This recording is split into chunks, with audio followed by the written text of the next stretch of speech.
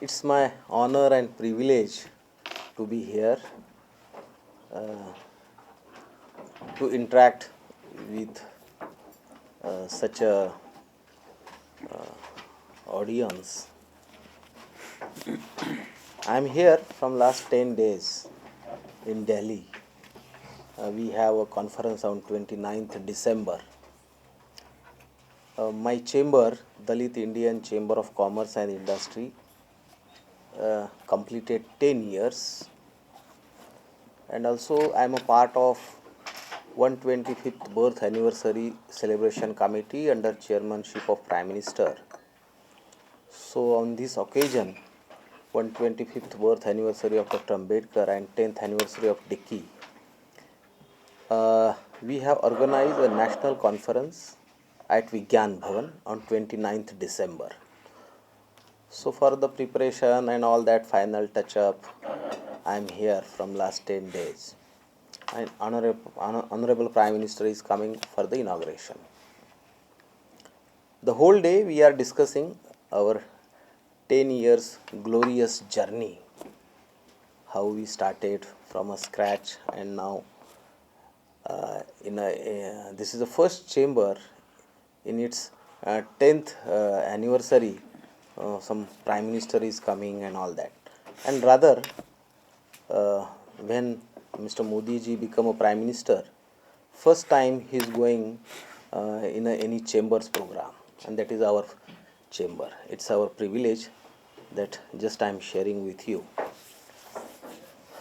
I will talk in Hindi. Oh, yes. जब हमने भारत ने स्वतंत्रता के बाद 1950 को हमने कॉन्स्टिट्यूशन अडॉप्ट की, और कॉन्स्टिट्यूशन अडॉप्ट करने के बाद हमने ये तय किया कि हमें देश को विकास की ओर लेके जाना है. तो सब चैलेंजेस देश के सामने थे. तो हमने कॉन्स्टिट्यूटेड फर्स्ट पंचवार्षिक योजना, second, third, fourth and all that, और हमने एक मिक्स इकोनॉमी का मॉडल हमने स्वीकार किया. और वो मिक्स इकोनॉमी का मॉडल स्वीकार करके हम 40 साल, यानी कि 1950 से लेके 1990 तक हम आए. तो 40 साल के बाद में ये जो मिक्स इकोनॉमी का जो मॉडल था, तो हम एक बैंकरप्ट देश, कंट्री बन गए, बनने वाले थे. तो फिर हमने एक new big bang economic reforms जिसको हम कहते हैं, वो हमने अडॉप्ट की 1990. अभी उसको भी 25 साल हो रहे हैं. तो we can easily compare 1950 to 1990, 40 years, and 1990 to 2015, 25 years. तो देश में हम चेंज जो आया है वह देख सकते हैं बहुत इजीली. क्या चेंज आया है, कैसी इकोनॉमी हमारे देश की इमर्ज हो गई. 1990 के बाद वह जो इकोनॉमी इमर्ज हो गई और बड़ी तेजी से आगे बढ़ रही है. और उसके जो बेनिफिशियरी है, सबसे ज़्यादा बेनिफिशियरी जो अंडर क्लास है उसको हो रहा है, ऐसे हमारा ऑब्जर्वेशन है पूरे देश भर का. तो मैं इकोनॉमी कैसे इमर्ज हो गई थोड़ा उसके बारे में बताऊंगा. हम सबको पता है कि पहले 2 ही कार 4 व्हीलर हुआ करती थी. एक तो एम्बेसडर कार हुआ करती थी और प्रीमियर पद्मिनी. और सबसे इंटरेस्टिंग, वो एम्बेसडर कार में एक छोटा पंखा भी हुआ करता था, याद होगा सबको. अगर अप्रैल मई ये समय में अगर ट्रैवल करना है तो हमारे यहाँ पे कुछ लोग घास ऊपर रखते थे, पानी मारते थे. या और कुछ पर्दे आते थे वो ऊपर रख के उसके ऊपर पानी मारते थे। वो एक ज़माना था। तो देखिए फिर मारुति 800 आ गई। मारुति 800 एसी गाड़ी देखने के लिए लोग आते थे। अभी वो मारुति 800 कहाँ पे है हम सबको पता है। तो ये इकोनॉमी का चेंज है हमारे देश में। दूसरा, जो लोग टेक्नोलॉजी के साथ नहीं बदले वो लोग बंद पड़ गए। देखिए एम्बेसडर कार शट डाउन किया हिंदुस्तान मोटर्स ने। दूसरा उदाहरण मैं बोलता हूँ कि हमारे पुणे के ही बजाज स्कूटर, बजाज चेतक स्कूटर अगर मेरे पास है तो एकदम प्रेस्टीज। वेटिंग 4-4 साल होता था। उसको शुरू करने के लिए क्या करना पड़ता था हम सबको पता है। उसको टेढ़ा करके किक मार के शुरू करना पड़ता था। टेक्नोलॉजी को अडॉप्ट नहीं किया, स्कूटर बंद कर दिया राजीव बजाज ने प्रोडक्शन। तो यह जो आज के ज़माने का है, आपको ज़माने के साथ बदलना पड़ेगा, टेक्नोलॉजी को अडॉप्ट करना पड़ेगा। यह एक छोटा सा चेंज हमारे देश में हम देख सकते हैं। ऐसे तो हमारा रिसर्च हुआ है और भी बातें उसमें हो सकती है। दूसरा, जब यह एक बड़ा चेंज हमारे देश में इकोनॉमी की वजह से हुआ, जब हमने नया न्यू इकोनॉमिक रिफॉर्म्स जो हमने एक्सेप्ट किया, उस न्यू इकोनॉमिक रिफॉर्म्स में जो एक तो पहले लाइसेंस राज था, यही लोग बनाते थे। ट्रक्स कुछ ही लोग बनाते थे, 4 व्हीलर्स, ऑटो रिक्शा, 2 व्हीलर्स, ये कुछ ही लोगों के पास लाइसेंसेस थे, ये लोगों बनाते थे। एक तो वो लाइसेंस राज ख़त्म हुआ तो नए प्लेयर्स मार्केट में आ गए। देखिए पहले ये जो हमारे यहाँ बजाज और बाकी जो लोग हुआ करते थे, उनको सप्लाई करने वाला जो वेंडर बेस है वो फिक्स था, सप्लायर्स और वेंडर्स। नए लोगों को मौका बहुत डिफ़िकल्ट था वेंडर बनने का, तो वो सेट था एक। जब नए प्लेयर्स आए तो नए वेंडर्स, नए सप्लायर्स, नए अपॉर्चुनिटीज़। तो उसी में शेड्यूल कास्ट और शेड्यूल ट्राइब्स के जो एंटरप्रेन्योर्स हैं उनको भी उसमें मौका मिला घुसने का, कुछ सप्लाई करने का, पार्ट सप्लाई करने का, सर्विसेज वगैरह इसमें, और वो आगे बढ़ता चला गया। इसी को लेके हमने 1-2 सर्वे किए हैं।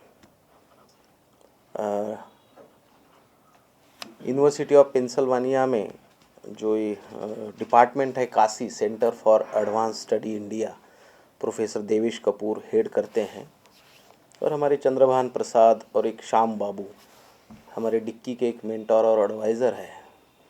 इन्होंने 2007 में एक सर्वे किया, ईस्टर्न यूपी और वेस्टर्न यूपी। ईस्टर्न यूपी में आजमगढ़ और वेस्टर्न यूपी में यहाँ पे खुर्जा। तो वो जो सर्वे था कि 1990 के पहले की पोजीशन और 1990 के बाद, यानी कि 2007 में वह सर्वे हुआ तो 17 साल बाद, यानी कि सफिशिएंट टाइम 17 साल टू असेस जो भी चीज़ें कर सकते हैं उसके लिए। उसके फाइंडिंग्स बड़े इंटरेस्टिंग है। जो भी सरकारी सर्वे होता है वो अलग होता है, मगर इन्होंने सर्वे का थोड़ा अलग पैटर्न डिज़ाइन किया था, जिसमें दलित समाज का सोशियो इकोनॉमिक, एजुकेशनल, कल्चरल, इस लेवल पे क्या क्या चेंजेस आए हैं कम्युनिटी में। तो बहुत ही इंटरेस्टिंग वह सब सर्वे है। उसमें से बहुत अच्छे चेंजेस आए हैं, लगभग 40% चेंज है पहली की स्थिति दलित समुदाय की और पोस्ट लिबरलाइजेशन। 40% चेंज सभी इसमें, ऑक्यूपेशंस में, फूड हैबिट्स में हायरार जो भी कुछ हायरार्की जो होती है, क्लोथिंग हायरार्की, ऑक्यूपेशनल हायरार्की, ये सब चीज़ों में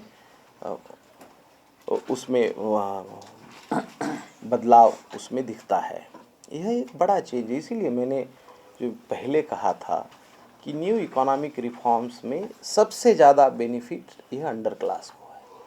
और जितने बड़े इस देश में आर्थिक सुधार होंगे वह जो अंडर क्लास है उसके लिए वह मददगार साबित होंगे। यह तो जब हम देश में घूम रहे हैं तो दिख रहा है।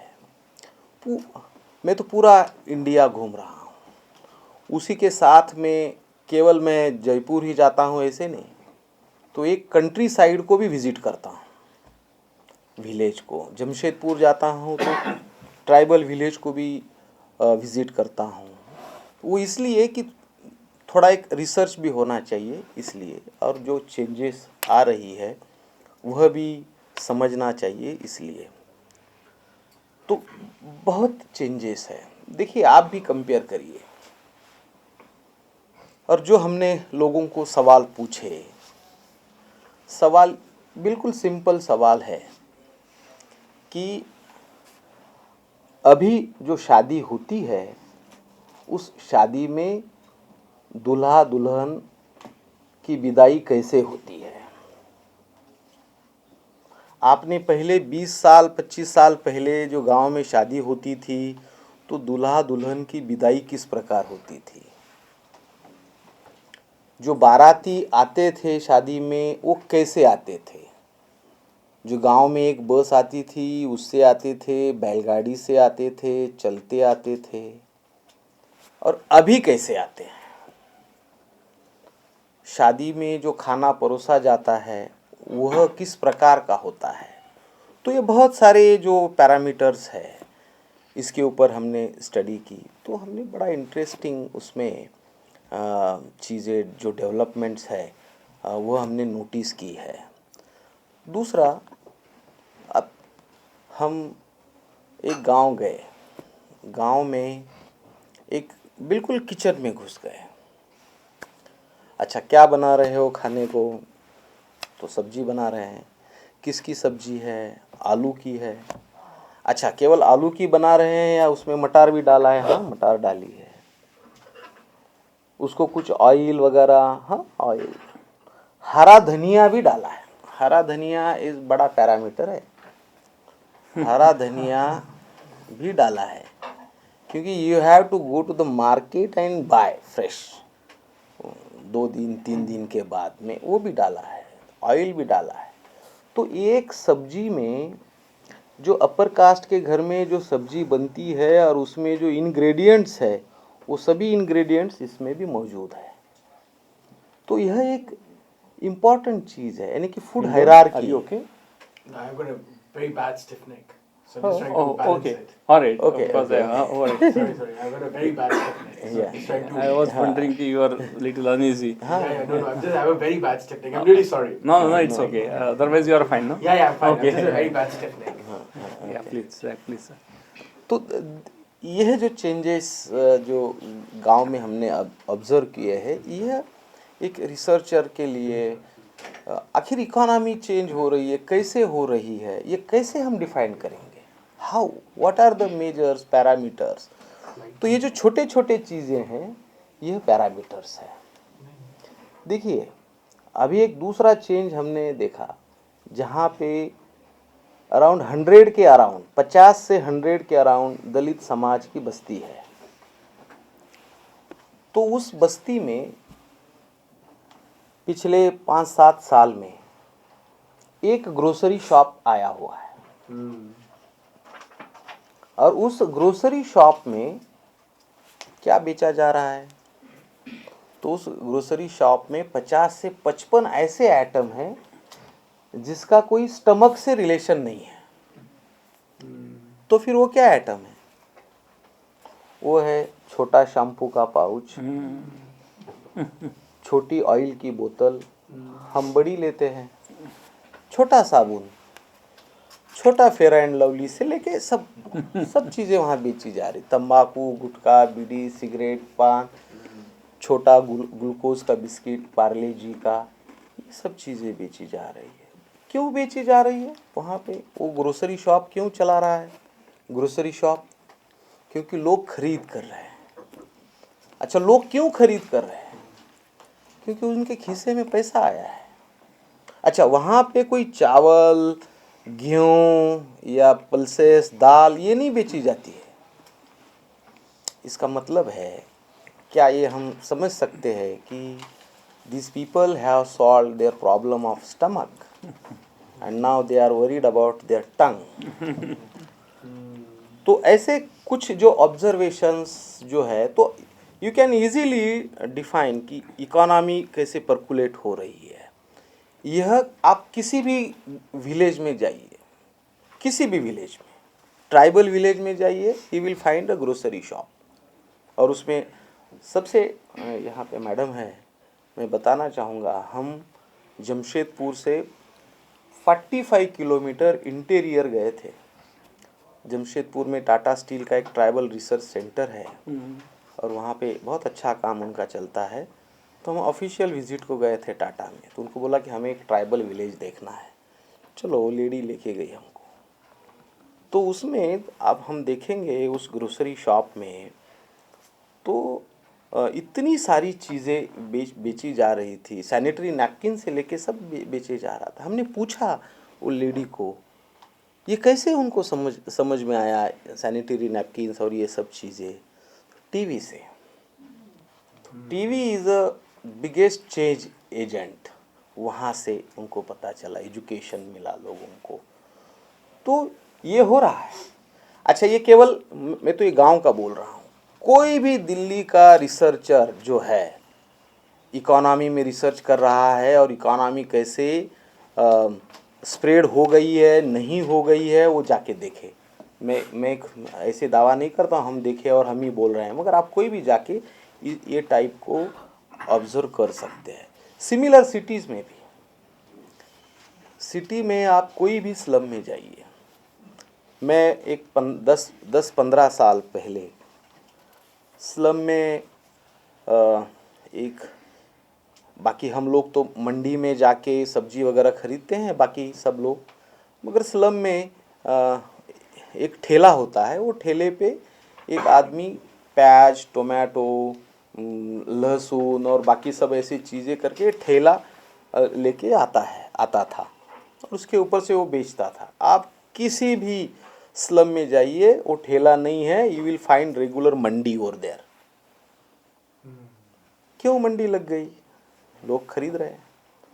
दूसरा, 1 या 2 चिकन या मटन शॉप आपको मिलते थे पहले, अभी तो 4-5 मटन और चिकन की दुकान मिलते हैं। सिटी में, स्लम में, हम सबके घर में अगर जाके देखें तो टीवी से लेके सब चीज़ें हैं, स्मार्टफोन है। आप स्लम में जाके बच्चों को पूछिए, आ रहा ऑन द फेसबुक, बोलेंगे यस। आ रहा ऑन द व्हाट्सअप, वो बोलेंगे यस, हम व्हाट्सअप पे। ये किसका चेंज है? तो इस देश में जो इकोनॉमी है, यह इकोनॉमी का चेंज आ रहा है। ये नॉट ड्यू टू मार्क्स और नॉट ड्यू टू एनीथिंग, दूसरे यम से नाम मैं लेना नहीं चाहता हूँ, मगर ये due to migration, market and money. ये 3 चीज़ें हैं जो दलित समाज के एक आर्थिक उन्नति और विकास के लिए महत्वपूर्ण है। ये 3 चीज़ें, ये ऐसे पूरे देश में हो रहा है। अब एक इंटरेस्टिंग चीज़ मैं आपको बताना चाहूँगा। हम एक ठाकुर विलेज विजिट किए, ठाकुर साहब के यहाँ पे, यूपी में। चंद्रभान जी और हम लोग थे वहाँ पे। तो ठाकुर साहब को मिलने गए, तो थोड़ा हमारे ड्रेस वगैरह ऐसे तो नहीं था, गांव में तो कोट डाल के तो नहीं जाएंगे, तो थोड़ा ठीक ठाक ड्रेस था। तो ठाकुर साहब ने कहा कि तो कोई बाबू वगैरह आए हैं, तो आइए आइए बैठिए, स्वागत किया। हमने पूछा कि ठाकुर साहब कैसे चल रहा है? तो ठाकुर साहब ने कहा कि ये बाजारवाद ने पूरा तहस नहस कर दिया। हमने उनको पूछा, आप तो बिल्कुल जेएनयू के प्रोफेसर की तरह बात कर रहे हैं, तो थोड़ा सिंपल बताइए क्या हुआ। तो बताने लगे, हाँ, देखिए हमारे यहाँ जो काम करने वाला हलवा था, जो दरबान था, वो सब भाग गए। अच्छा, हलवा कहाँ गया? जो खेत को, हलवा का मतलब आप समझते हो, हल चलाने वाला कहाँ गया? वो गुड़गांव चला गया। क्या करता है? टैक्सी चलाता है। अच्छा, दरबान जो दरवाजे पर रहता है वो भी चला गया, बॉम्बे चला गया। क्या करता है? कोई फैक्ट्री में काम करता है।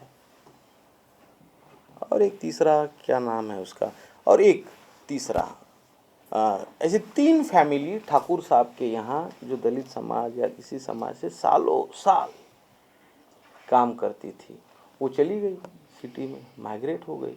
इसलिए ठाकुर साहब बड़े दुखी है, क्योंकि खेत में काम नहीं करने वाला, और उनके फैमिली में जो लेडीज़ है उनको आदत नहीं है किचन में या काम करने की, तो दूध नहीं मिल रहा है, दही नहीं मिल रहा है, तो इससे दुखी है ठाकुर साहब।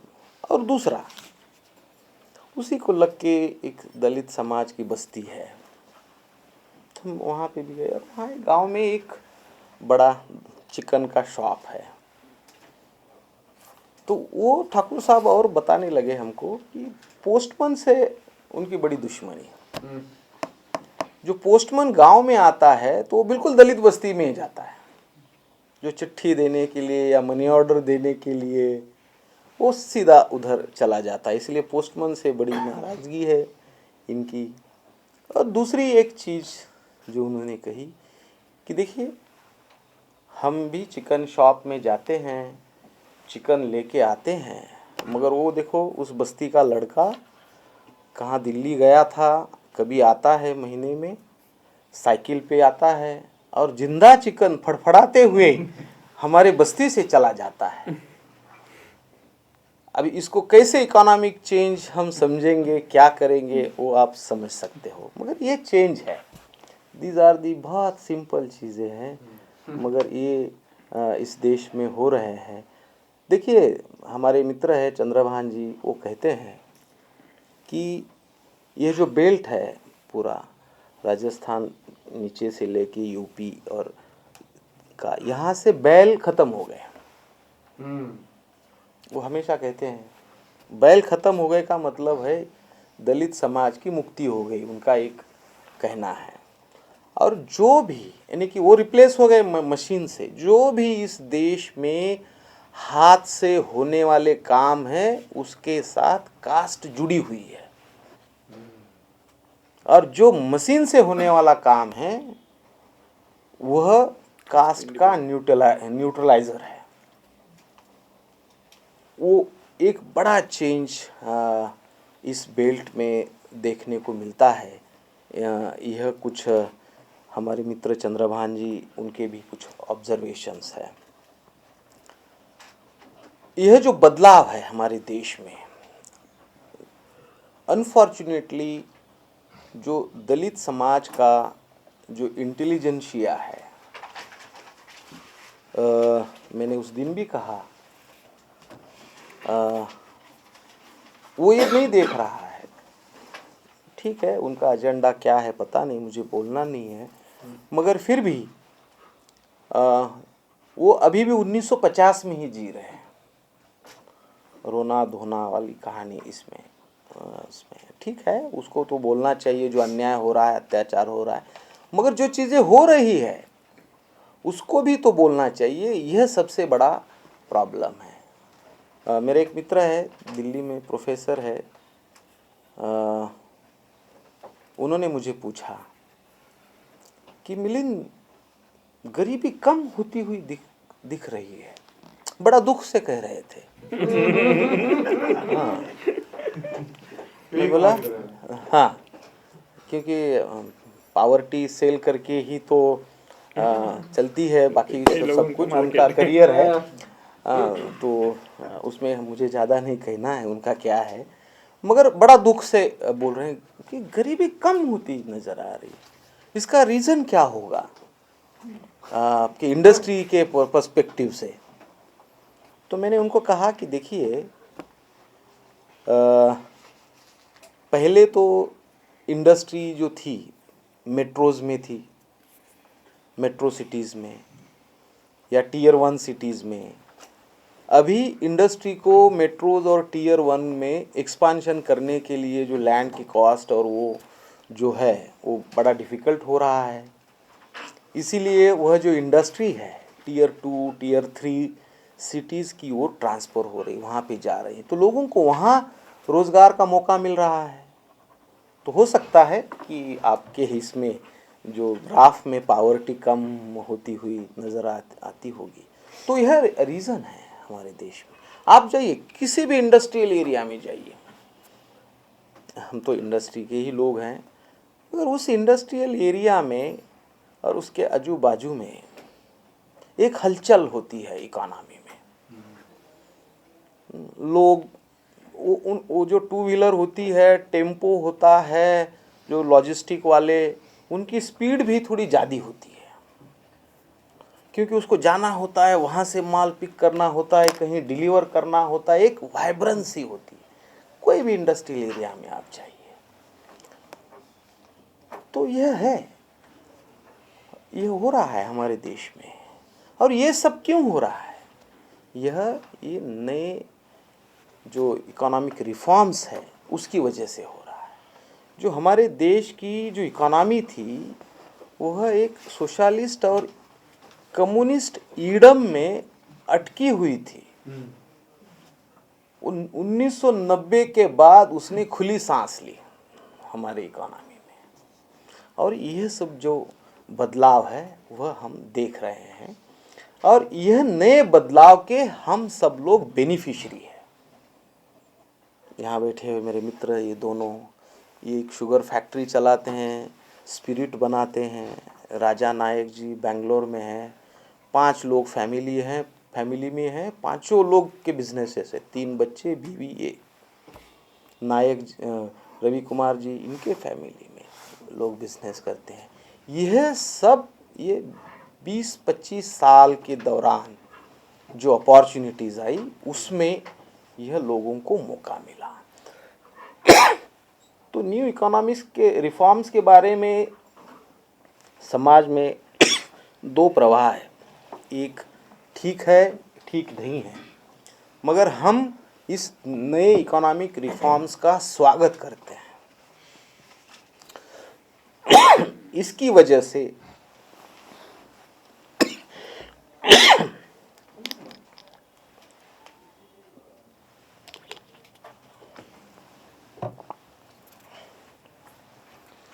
बदलाव आ रहा है, ऐसे हमारा मानना है।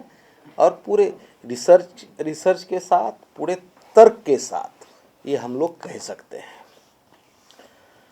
हमने जब शुरू किया, अभी 10 साल पूरे हो रहे हैं इसको, तो when I was travelling from Pune to Bombay, Pune से बॉम्बे जाने के लिए the best one connectivity was the train, and that was a Deccan queen.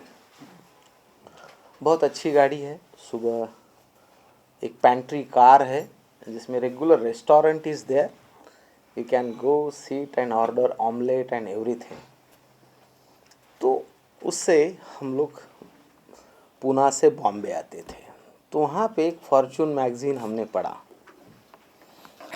तो उस फॉर्च्यून मैगज़ीन में तो लिस्ट होती है रिचेस्ट इंडियंस, वर्ल्ड के रिचेस्ट सब।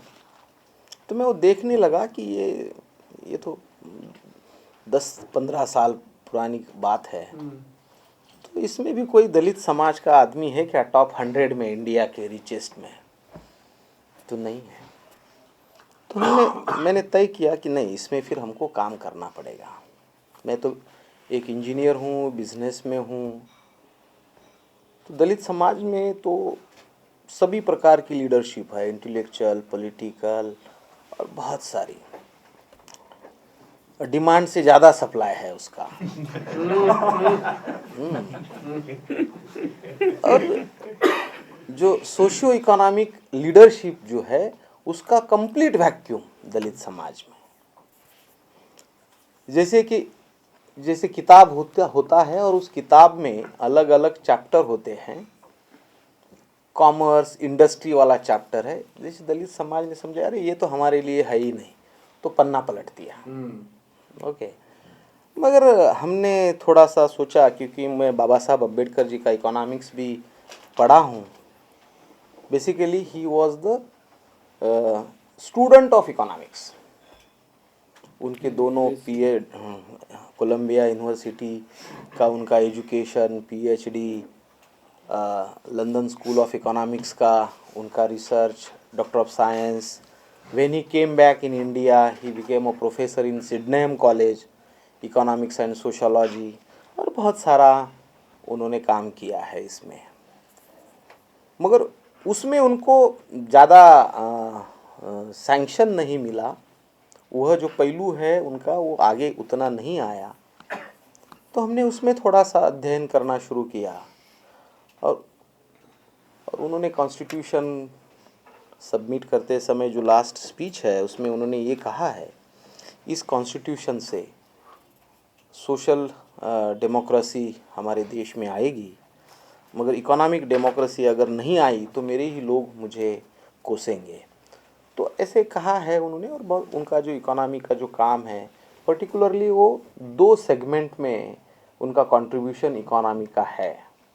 एक पब्लिक फाइनेंस, जिसमें उनकी पीएचडी और बाकी सब चीज़ें आते हैं, फाइनेंस कमीशन से लेके आरबीआई से लेके ये सब चीज़ें जो है वह पब्लिक फाइनेंस में आते हैं। और दूसरा मॉनेटरी इकोनॉमिक्स, जिसमें द प्रॉब्लम ऑफ रूपी, इट्स ओरिजिन एंड सॉल्यूशन, उसमें उन्होंने इतना डिटेल स्टडी हमारे देश में रुपया कैसे इमर्ज होते गया, पहले क्या था, कैसे हुआ, वगैरह वगैरह, जो हमारे संस्थान थे अलग अलग।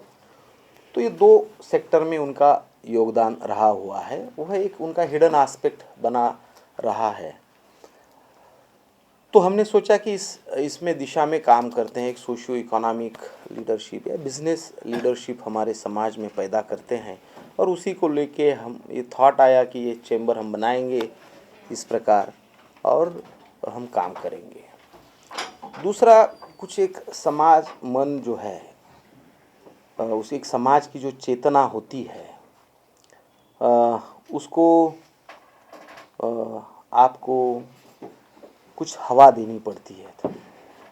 जैसे कि कांशीराम जी कहा करते थे कि जाओ अपने घर के दरवाजे पर लिख दो, हम एक दिन इस देश के सत्ताधारी बनेंगे। तो एक समाज की चेतना जगाने का जो काम होता है वह उन्होंने किया। उस प्रकार हमने भी जो युवा है देश में, उसको कहा कि हम बाबा साहब अम्बेडकर जी के फॉलोअर हैं। बाबा साहब अम्बेडकर जी ने इस देश में कोई रिजर्वेशन की वजह से अपना स्थान नहीं बनाया है, तो उन्होंने अपने टैलेंट के ऊपर इस देश में एक मुकाम बनाया हुआ है। तो हम बाबा साहब अम्बेडकर जी के फॉलोअर हैं, तो हम नौकरी मांगने वाले नहीं, हम नौकरी देने वाले बनेंगे। तो ये हमारा देश का जो युवा है, दलित युवा, उसके दिल को यह छू जा रहा है पूरे देश भर में। और वह ये तो चेंबर है, मगर फिर भी बहुत अप्रिशिएट कर रहा है, बहुत जुड़ रहा है डे टू डे इस चेंबर के साथ में, और बहुत उम्मीदें लगाया हुआ है। तो एक नई चीज़ जो है, एक लाइफ चेंजिंग रोल इससे मुझे दिख रहा है, और हम देख रहे हैं, अनुभव कर रहे हैं इस देश में। दलित समाज में मोदी जी को 2-3 बार मिला भी हूँ। मैंने उनको कहा भी, मोदी जी जब हम पहले मिले, हाँ बिल्कुल, प्रधानमंत्री बनने के बाद हमने रिक्वेस्ट भेजी, एक्सेप्ट की और मिले। मैंने उनको कहा कि देखिए, हमारी जो डेमोग्राफी है, एज ग्रुप 18 to 35 में 65% पॉपुलेशन है। शेड्यूल कास्ट और शेड्यूल ट्राइब का कुल पॉपुलेशन इस देश में 30 करोड़ है, उसका 65% का मतलब होता है लगभग 18 से 19 करोड़ इस देश में शेड्यूल कास्ट और शेड्यूल ट्राइब का युवा है। और वह सब अलग है, उसकी सोच फेसबुक वाला, ट्विटर, व्हाट्सएप वाला है, ये नई जनरेशन वाला है। और मैंने मोदी जी को कहा कि आपने और इस नया जो जनरेशन है इसने आपको बहुत बड़ा सपोर्ट किया है, मैंने देखा है जब घूम रहा था। और वो केवल एक ही बात के लिए किया है, मैंने ये भी कहा कि आपने जो डेवलपमेंट का नारा दिया है ना, वो उसके लिए किया है। जो बाकी लीडरशिप है वो तो एजेंडा जो है ज़्यादा क्लियर नहीं है, मैं क्रिटिसाइज़ नहीं करना चाहता किसको, मगर डेवलपमेंट की जो बात है तो मोदी जी को मैंने बिल्कुल, और आपको बहुत लोगों ने सपोर्ट किया है। तो यह जो यूथ है, नया यूथ, उसके एस्पिरेशंस अलग है। वो एक फॉरवर्ड लुकिंग है, वो प्रैग्मेटिक है। वो अभी, इसलिए मैंने पहले कहा कि हमारा जो इंटेलिजेंसिया है वो इससे डिस्कनेक्टेड है, नए यूथ से। तो इनके एस्पिरेशंस एड्रेस होने चाहिए और थोड़ा वह डिक्की को वह देखते हैं कि डिक्की की वजह से उनके एस्पिरेशंस एड्रेस होंगे। यह एक बात हम पूरे देश भर में जब घूम रहे हैं तो इसको देख रहे हैं। आपको मैं थोड़ा सा और एक बात थोड़ा कहना चाहूँगा। जो दुनिया में दो चार समुदाय ऐसे हैं जिसके जीवन में बड़ा संघर्ष रहा हुआ है और वह समुदाय आगे बढ़ा हुआ है। मैं अमेरिका का जो अफ्रीकन अमेरिकन जो है उसका उदाहरण देना चाहूँगा। 1609 में अफ्रीका से, पहले निग्रो कहते थे, उनको भरकर पहला शिप अमेरिका चला गया। अमेरिका क्या था? एक तो जंगल था, शहर बनाने हैं, खेती बनानी है, पोर्ट्स बनाने हैं, सब खड़ा तो निग्रो ने किया, सब अफ्रीकन अमेरिकन, अभी वो शब्द ठीक नहीं है, अफ्रीकन अमेरिकन उन्होंने किया खड़ा। और उनका जीवन कैसे था? As a slave. उसी अफ्रीकन अमेरिकन में से एक आदमी 2009 में प्रेसिडेंट बनता है अमेरिका का। 1609 में फर्स्ट शिप जीसस बुलैक नाम का, जिसमें भर के लेके गए, और उसी में का एक आदमी बनता है। 400 साल का इतिहास है, संघर्ष है। तो मैंने, एक मेरे मित्र है प्रोफेसर ब्राउन, इंडियाना यूनिवर्सिटी में, उनको मैंने ये जब सवाल पूछा कि प्रोफेसर ब्राउन ये मुझे बताइए कि one black man in White house, ये कैसे पॉसिबल हुआ? तो प्रोफेसर ब्राउन ने मुझे कहा कि मिलिंद, 50 साल पहले अमेरिका में जो ब्लैक प्रोफेसर्स है, एंथ्रोपोलॉजिस्ट है, सोशियोलॉजिस्ट है, सब लोगों ने ये तय किया कि हमें अमेरिकन सोसाइटी में प्रूव करना है हमको, और वह समाज के सभी सेक्टर में चले गए। एथलेटिक्स में देखिए अभी कौन है अमेरिका को रिप्रेजेंट करने वाले, हॉलीवुड में जाइए कितने टैलेंट्स हैं। ब्लैक जो हैमलेट्स है उसमें जाके हॉलीवुड के जो डायरेक्टर्स है उन्होंने लड़कों को लेके आया वहाँ से, वॉशिंगटन से लेके स्मिथ, हेल बेरी से लेके कितने सारे नाम हम ले सकते हैं। तो उन्होंने गए, म्यूज़िक सभी इसमें, उस प्रकार बिजनेसेस में सब लोग चले गए। तो प्रोफेसर ब्राउन मुझे बता रहे थे, Milind, there are thousands of business Obamas, that's why one Barack Obama in White House. तो यह एक सोच हम, हमारे जो युवा है उसमें हम कह रहे हैं कि आप आइए, बिजनेसेस में आइए। यह एक समुदाय है अमेरिका का, बाकी पर्शिया से आए हुए जो जो लोग हैं, जिसको पारसी हम लोग कहते हैं, ईरान से, अभी देखिए उनको तो कुछ लैंग्वेज भी नहीं आती थी, कुछ नहीं। Now they are growth engine of Indian economy.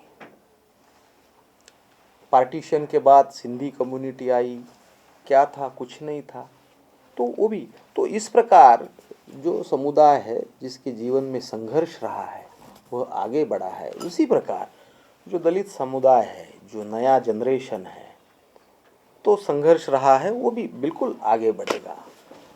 और हम यही कहते हैं सबको कि हमारे, आखिर मुझे पूछते हैं लोग कि मिलिंद, आखिर ये Dalit Indian Chamber of Commerce and Industry, इससे आपको क्या करना है, एक्चुअली गोल क्या है आपका अल्टीमेट।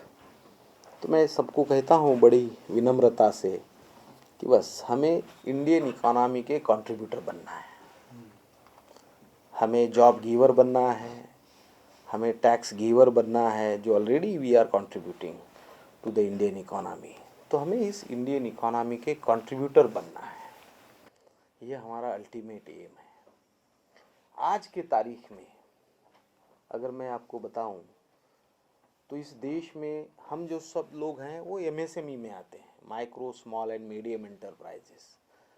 मतलब हमारे 5000 मेंबर्स है, उसमें 95% are MSME, micro small and medium enterprises. 2-4-5% हमारे खाड़े जी, मकवाना जी, कुलवंत सिंह, ऐसे राजेश सरैया, विवेकानंद, ऐसे कुछ जो नाम हैं जो लार्ज इंडस्ट्री में आते हैं, मगर बहुत सारे हम लोग एमएसएमई में आते हैं। हमारे देश का एमएसएमई का एक सेंसस होता है हर 5 साल को, जो एक थर्ड सेंसस, पहले एसएसआई कहते थे उसको, स्मॉल स्केल इंडस्ट्री का थर्ड सेंसस 2001 में हुआ है, जो गूगल पे अवेलेबल है। उसमें हमारे देश में 1 करोड़ एमएसएमई थी, एसएसआई यूनिट्स। उसमें 10 लाख शेड्यूल कास्ट के एमएसएमई और 5 लाख शेड्यूल ट्राइब के एमएसएमई थे। देखिए दिस इज, अभी इकोनॉमी चेंज भी है। 2006-07 में 4th सेंसस हुआ तो एमएसएमई की पॉपुलेशन 3 करोड़ 61 लाख हो गई, 3 करोड़ 61 लाख। उसमें 50 लाख शेड्यूल कास्ट और शेड्यूल ट्राइब के एमएसएमई, 50 लाख, लगभग 13.5%, 13% के आसपास। 2001 में 15%। और अभी तो हुआ नहीं 5th सेंसस, मगर अरुण जेटली जी ने उनका जो बजट स्पीच है, उस बजट स्पीच का एक चैप्टर है फंडिंग टू अनफंडेड। उस चैप्टर में उन्होंने कहा है कि आज की तारीख में देश में 5.77 करोड़, 5 करोड़ 77 लाख एमएसएमई है। तो हमारा जो स्टैटिस्टिक्स है वो 15% एससी एसटी पॉपुलेशन का मतलब है 87 lakh population SC ST MSME का आज देश में है। देखिए 87 लोग सेल्फ एम्प्लॉयड बन गए। और एमएसएमई का एक नेशनल एवरेज है कि पर एमएसएमई ने कितने लोगों को एम्प्लॉयमेंट दिया है। 2 पॉइंट समथिंग है, पॉइंट को छोड़ देते हैं, 2 लोगों को एम्प्लॉयमेंट दिया है। तो 87 लाख एससी एसटी लोग सेल्फ एम्प्लॉयड हो गए और उन्होंने 2 लोगों को एम्प्लॉयमेंट दिया है, का मतलब होता है 1 करोड़ 74 लाख लोगों को एम्प्लॉयमेंट दिया हुआ है। यह चीज भी समाज के सामने आना चाहिए। जो हमारे देश में एक दलित समाज के बारे में परसेप्शन है, they are the only seekers, वो केवल मांगने वाले हैं, ऐसे नहीं है। वो भी we are also givers. 1 crore 74 lakh लोगों को एम्प्लॉयमेंट दिया है, 87 लाख लोग सेल्फ एम्प्लॉयड हो गए हैं। ये बहुत बड़ी बात है, इसी देश में हो रहा है और यह न्यू इकोनॉमिक रिफॉर्म्स के बाद हो रहा है। देखिए कॉन्स्टिट्यूशन, उसका बड़ा रोल है। कॉन्स्टिट्यूशन के माध्यम से और रिजर्वेशन से क्लास 1, सुपर क्लास 1 और प्यून तक की लगभग 50 लाख लोगों को एम्प्लॉयमेंट मिला है शेड्यूल कास्ट के और शेड्यूल ट्राइब के। मगर ये न्यू इकोनॉमिक रिफॉर्म ने 87 लाख लोग सेल्फ एम्प्लॉयड और 1.74 करोड़ को एम्प्लॉयमेंट दिया है। This is the biggest change इस देश में हो रहा है, हम जो देख रहे हैं। इसलिए जो न्यू इकोनॉमिक रिफॉर्म्स जो है इस देश में दलित समाज को एक वरदान साबित हो रहे हैं, ऐसा हमारा कहना है। दूसरा, इससे कास्ट सिस्टम जो है वह बहुत तेजी से कमजोर हो रही है, खत्म हो रही है ऐसे हम नहीं कह सकते। दलित समाज के क्या सारे लोग करोड़पति बन गए? नहीं, बिल्कुल नहीं, कुछ बन गए। कास्ट सिस्टम खत्म हो गई नहीं, मगर कमजोर हो रही है। इस चीज को हम लोग पूरे देश भर में अनुभव कर रहे हैं और इंडिया बहुत तेजी से बदल रहा है, बहुत तेजी से देश बदल रहा है। मैं देश घूमता हूँ, अगर आप ऊपर से देखेंगे इंडिया को, तो किसी भी शहर में जाइए आप, फ्लाईओवर्स बन रहे हैं, मेट्रो बन रही है। बेंगलोर में गए तो हमखास आपका फ्लाइट छूटेगा, इतनी ट्रैफिक। किसी भी सिटी में जाइए, वेस्ट बंगाल में जाइए सर, मैं तो डरता हूँ। अभी गया था, एयरपोर्ट के नजदीक वाला होटल कौन सा है उसमें मुझे बुकिंग कराओ, मैंने मेरे होटल में, मेरे ऑफिस में बोल दिया था। तो लाइकवाइज क्या समस्या है? पार्किंग की समस्या है। कहीं पे भी जाओ, पूना में जाइए, किधर भी जाइए, बिल्डिंग अपार्टमेंट में पार्किंग की प्रॉब्लम है। ये किसका, ये क्या है? इकोनॉमी एक्सपांड हो रही है। तो यह बड़ा चेंज है हमारे देश में। कुछ हमारे मित्र कहते हैं कि अभी एग्जैक्टली जो इंडिया की जो डेवलपमेंट हो रही है वह 1970 में जो अमेरिका थी, यूएस था, एग्जैक्टली इंडिया अभी वो स्टेज पे है। तो ऐसे कुछ इकोनॉमी वाले लोग कहते हैं। तो यह सिचुएशन है, बड़ा तेजी से देश बदल रहा है, ऐसा एक हमारा ऑब्जर्वेशन है। Thank you.